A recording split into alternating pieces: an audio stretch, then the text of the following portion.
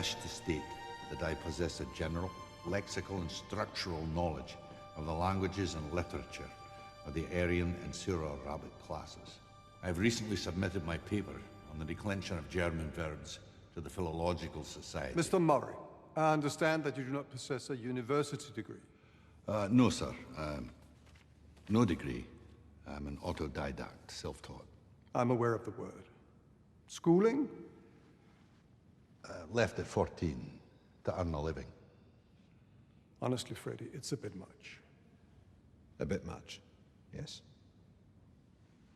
Of course, we, the august delegates of the Oxford University Press, have been attempting to make this dictionary for the last 20 years, and despite the greatest efforts of a whole army of academics, myself included, we are precisely nowhere.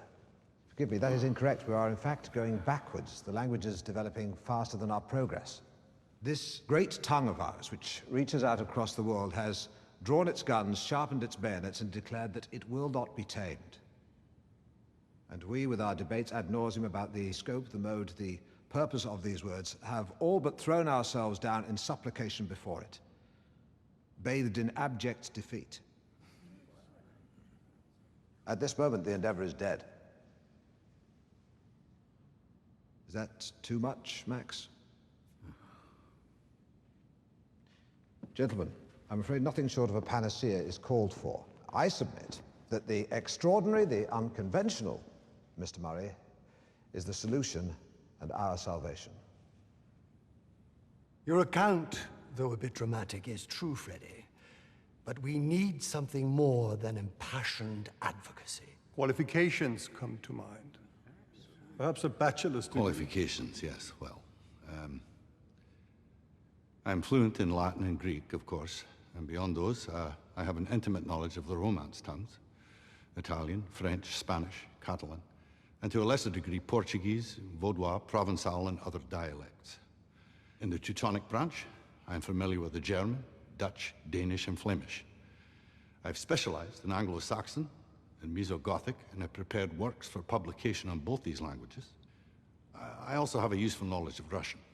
I have sufficient knowledge of Hebrew and Syriac to read at sight the Old Testament and the Peshitta, and to a lesser degree, Aramaic, Arabic, Coptic, and Phoenician, to the point where it was left by Gesenius. Forgive me rattling on.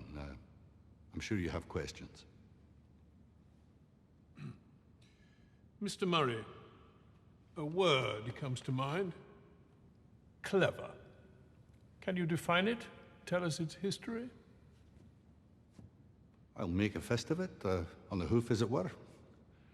Clever, adjective, meaning adroit, nimble, dexterous, probably from the Low German clover, or perhaps the Middle Dutch clever, with a K, meaning sprightly or smart.